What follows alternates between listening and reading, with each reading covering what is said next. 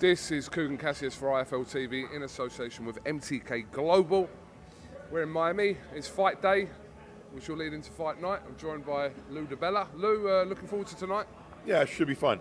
I mean, it's a great card. It's stacked from top to bottom. Something for everybody, even YouTubers.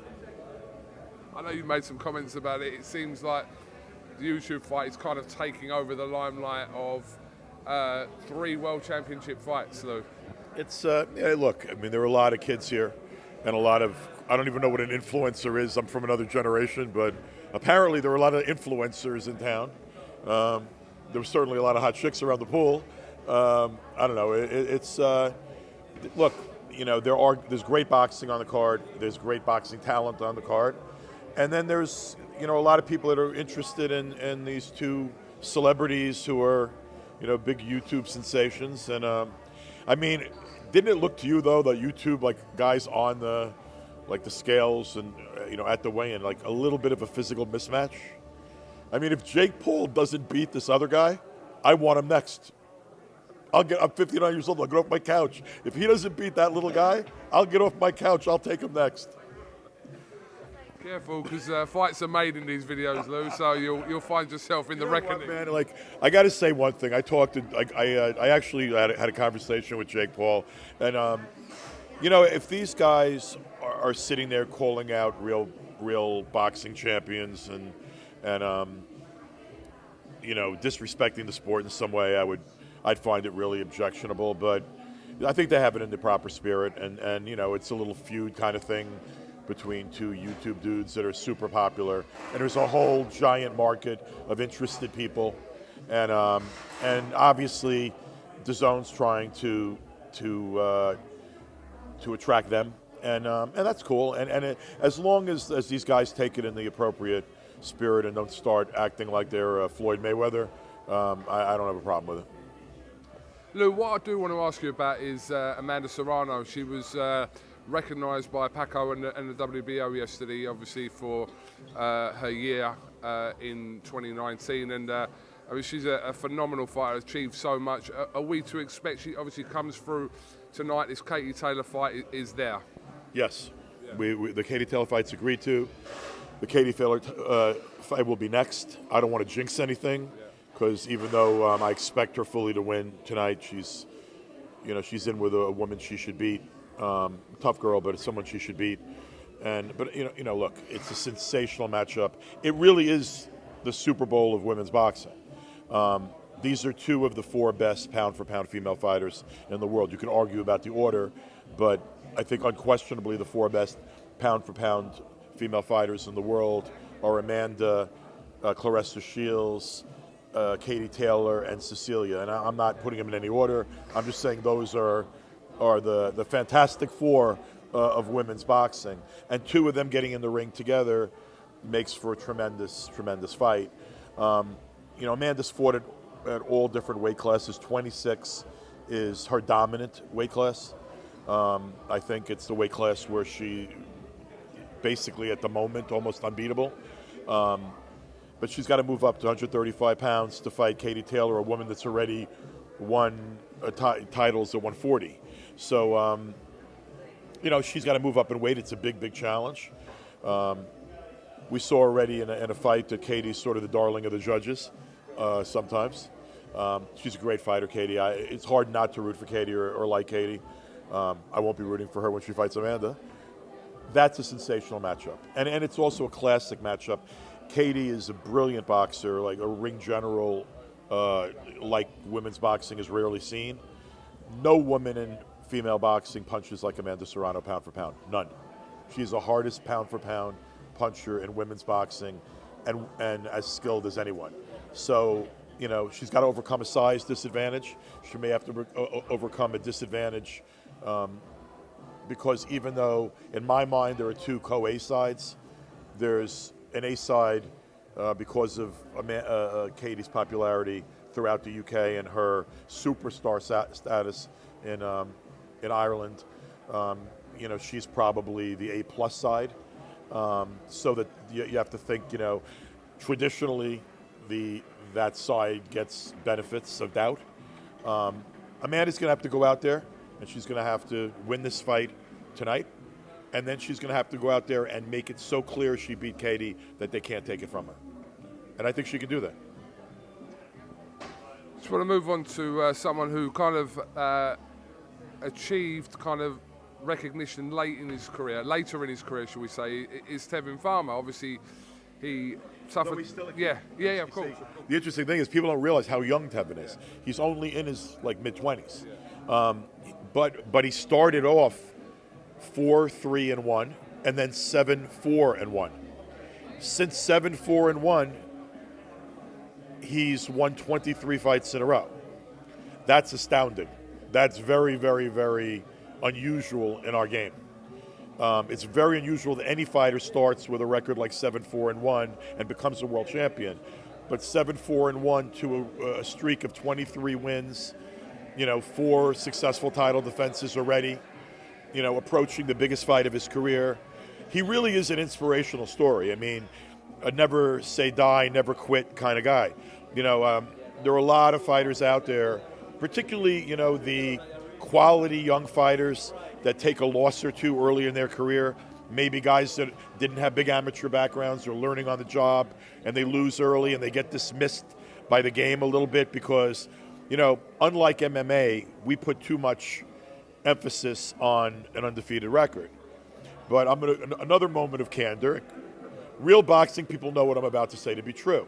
You can get a ham sandwich to a 15-0 record.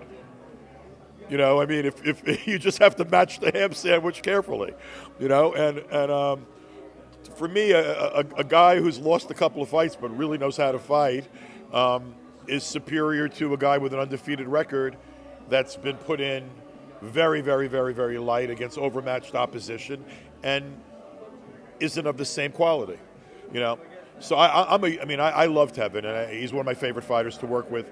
He's a really nice kid, and but he's also got a story. He never stopped believing in himself. He never did, and he walked away from that fight at 7-4-1. He had no amateur background really. He was thrown to the wolves. A manager, took him under his wing for a while. He had someone looking out for him. He started winning fights. I saw the winning streak he began when he had cracked double-digit wins and had won a bunch of fights in a row. I signed him to a promotional agreement. But I explained to him, you have 4 losses and 1 draw. This is going to be a process. You got to be patient. You got to work with me. There aren't going to be big purses in the beginning. You're going to have to get in the ring as often as you can and understand that right now, with your record, you can't afford another loss. And he believed in himself, and look where he is. 30 wins. He's fighting for his 5th defense of his title tonight in the biggest fight of his career. And, I think that he'll rise to the occasion tonight. Definitely looking forward to it. I think it's going to be a long night because I think the Keeler-Andrade fight is scheduled for around 10 to midnight. So it's going to be a long one. Yeah. Oh, you didn't know that, obviously. I wasn't aware of that. So I take it that the Danny Roman fight's at 9 o'clock. So the order kind of going backwards will be Keeler, Andrade, Jake Paul against Gibb, Tevin Farmer, Jojo Diaz, and then Danny Roman and Akhmadiev. So we got a long night ahead of us. So I think I should go sit by the pool and relax. Yeah. Instead, you're talking to an idiot like me, Lou. But anyway. It's always a pleasure, KUGAN. The king of IFL TV, KUGAN CASSIUS. Always a pleasure to be with him. There we go. Lou, you did an interview recently, obviously, with my guy Oscar, which has had a lot of kind of attention over some of the comments that you made in that. And the feedback I've got from that, Lou, is that people kind of always see you as this kind of no bullshit, straight talking guy, and the honesty kind of shone through in that interview. That's the feedback I got, and I didn't do the interview. Despite my moments of aggression with Oscar, which were good-natured. I think Oscar and I have been sharing a cocktail or two this week. No, I thought he asked very good questions, and he asked questions that deserved honest answers. And I'm also at a stage in my career, and I said it in the interview, where I don't feel, Mark Twain said when you tell the truth, you don't have to remember anything, and I'm not looking to close doors. I want them open. I'm looking to do business with everybody. I'm looking to do the best for my fighters. I'm also looking not to be pushed out of my business. If people ask me an honest question, I'm going to try to give an honest answer. Okay. Off the back of that then, I know you have made some comments in response to this, Lou, but there was an interview that Stephen Espinosa done with the Boxing Voice not too long ago. I know you have responded to that in an article, but just to us, what were your thoughts on what Stephen was saying to the Boxing Voice? You know, it's a tricky situation because Stephen and I have been exchanging emails the last few days, and we're going to have a conversation when I get back to New York. I sort of said my piece in the article. Obviously, like one thing I want clear, I wasn't picking a fight with anybody. And by the way, until Stephen gave his interview with the Boxing Voice and the writer for the website and USA Today that wrote the article that followed it up, I hadn't brought that whole thing up. I never mentioned any kind of embargo, only because I had made a decision that airing any laundry publicly probably wasn't going to help me. I responded to Stephen making some very strong comments about me and comments that I just didn't think were accurate.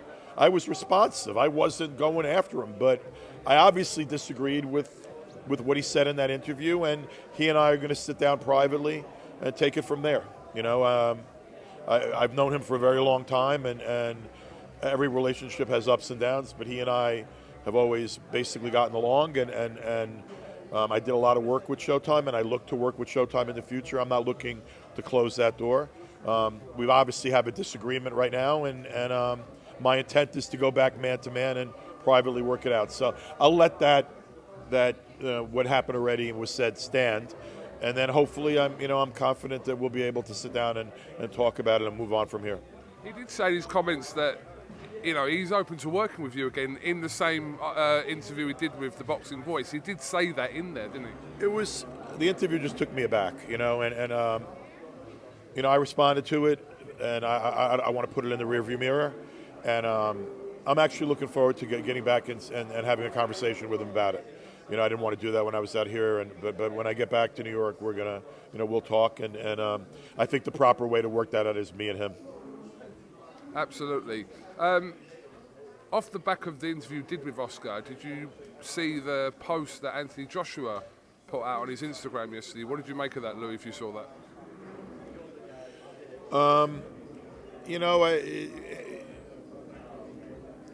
There's a lot of smack that's gone back and forth over the years between Deontay and Anthony. I don't think I ever said in my interview with Oscar, I know I didn't say that Deontay was avoiding Anthony or was afraid of him or didn't want to fight him. And in fact, I would say honestly, particularly now, the opposite is true. I think that it's apples and oranges to some extent. I mean, I don't believe that he was afraid. If Anthony was trying to make a point that Deontay turned down a lucrative multi-fight deal at the DAZN or didn't want to entertain it, wanted to stay where he was, obviously that's true. But if Anthony's trying to, make the point that Deontay was scared of him or avoiding him, I don't think that's true. And also, by the way, often the politics of boxing are what controls. A fighter's management, a fighter's representation, a fighter's platform doesn't want to fight, and even if the fighter does want it. So it's often the politics of boxing that stands away from a fight. I talked about that extensively in my interview with Oscar. We have 3 different avenues that are not crossing over, fighters aren't crossing over those avenues very often right now. It's happened, and it'll happen again, I hope, for the good of sport. I mean, if, I said what I said. I stand behind it. But at no point did I say that Deontay was ever afraid of AJ, and I don't think he is. And I hope, that there is sort of a round robin between the 3 best heavyweights in the world, who are Deontay and Tyson and AJ. And obviously, Deontay and Tyson are going to get it on in February. AJ has a mandatory, I think, or something coming up. But, I think all boxing fans want to see those 3 guys mix it up. The post from Joshua seemed to kind of highlight the aspects of loyalty, though, Lou. Is that what you kind of read from that yesterday? There isn't a lot of loyalty, man. This is boxing. I look.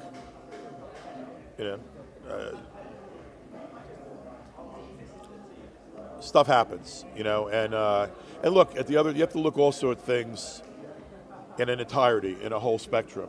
I wasn't in at the beginning with Deontay, and on a handshake, Deontay brought me in as his promoter, and we had a good run. And I may not like the way things happened or how they happened, but he's certainly entitled to do what he wants. With respect, to some extent, the same could be true about my relationship with Heyman and PBC. It did well by me and my company for a long time, and that we no longer are working together. And I said what I said. And I stand behind it. But I'm a big boy, and we make decisions, we make moves that are big boy moves and big boy decisions, and they have ramifications. So I'm not crying to anybody. I wish that one of the existing major platforms in American boxing was an open playing field where the best product could be proposed by anyone and purchased on that basis. Sort of the way things worked when I was the head of programming at HBO Sports for that period of time. But right now the business models have changed, and as I said to Oscar in the interview, I question whether that's beneficial for the sport as a whole. But who the hell is ever looking out for boxing in terms of the sport as a whole? And who's ever looking forward? Boxing tends to be immediate gratification, grab as much dough as you can, keep things safe, follow individual agendas. There's really nobody or no person, no authority that's out there with the best interests of boxing, in mind. And that's why, in some degree, that's why it makes it so interesting for guys like you who cover the sport, because it is like a soap opera and the wild, wild west. And it's also why it makes it so frustrating for someone like me that's been in that soap opera for 30 years. I mean, Lou, surely that things change, etc., but from your point of view, the ethos of presenting your fighter with the best available opportunities, even if you don't agree with it or you don't think it's right, but presenting your fighters with the best. I view that as, even look, in American boxing, the manager is the person that's supposed to have a fiduciary duty to the fighter, not the promoter. I view it a little bit differently. I view myself as having a duty to the fighter also. And I think maximizing money, talking to all the players in the industry with an openness to do business with any entity if it's the right thing for the fighter. I've always viewed that as my job. I don't think I did anything wrong in conversations with Skipper or setting up a meeting that, by the way, Al Heyman and Shelley Finkel and Deontay and I all attended together. It's paid. I paid a price for having set up that meeting, but make no mistake about it, I would have done exactly the same fucking thing again. I was going to ask you that. Is any part of you regret at all setting that meeting up? None. I mean, I had to do I did what I thought was proper and right, and others could disagree. And like I said, we're all adults, and actions have consequences. Whether or not I agree with the consequences, they're consequences people are entitled to levy or make. But I would have done the same damn thing again. I think I did the right thing, and it worked out the way it worked out. And what are you going to do? But I don't regret it. No, there are things in my career I regret. That's not one of them. You might not answer this, Lou, but in that meeting, who done more of the talking in that meeting? I'm just curious. You know what? I'm not big on talking about. At some point when I write my book, believe me, there'll be a whole fucking chapter, because it was I mean, it was a cracker of a meeting. I mean, it was eye-opening in a lot of different ways. But nobody else in the room has talked specifics, and I'm not going to break that code, you know? Yeah, no, I appreciate that, and I didn't think that you would, to be fair. It's just an interesting cluster of people and personalities, and no one knows really, apart from who was in the room, what was said, how it went, but it's kind of, yeah, everyone's kind of kept to the same thing. One thing I was going to add, I was never under the illusion that no matter what the offer was from DAZN, that if it was that a deal was going to happen.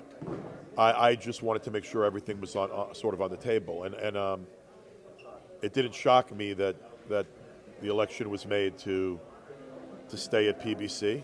You know, hell, the principal of PBC is also Deontay's co-manager, so there's nothing about that was surprising to me. I knew that things could break the way they did, and I don't think I was unfair to anybody. I don't think I did anything inappropriate. I think I did the right thing in my own code, and it is what it is. By the way, I have a little wood plaque because I tend to use that line a lot. It is what it is. A lot of things just are what they are, and someone gave me a little plaque, and I have it at home, and it says "It is what it is." And I look over it sometimes, and I just remind myself, you know, there's only so many things you have control about. You do what you think is right, and you don't control everything. And it is what it is. On that note. One last question, just to end on this, and this might not be a question, again, you can answer, Lou, but I'm going to ask you anyway. Do you believe that Deontay Wilder has any regrets over that meeting with DAZN? I don't know. I mean, the last time I had a conversation with Deontay or said a word to Deontay or he said a word to me was when we walked out of, we walked out of the meeting and his team got into an SUV and I didn't. And that was the last conversation we've had. So, I mean, I don't know. He's a grown man and he makes his own decisions. And, and I could question loyalty or talk about loyalty.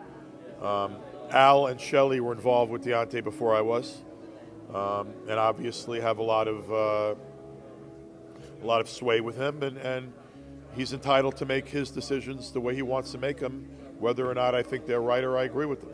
It's true of every fighter, every person, every man on this earth, and woman on this earth. We have a freedom to do what we want to do, no matter what the critics think or what other people view as what was right or wrong or best or whatever. So, I can't. I'm not going to sit there and he did what he wanted to do, and that's that. Right, Lou, I'm going to let you get round the pool because you need to top up on your tan, and we're going to look forward to a great night tonight in Miami, and then should be fun. Yeah. And apparently long.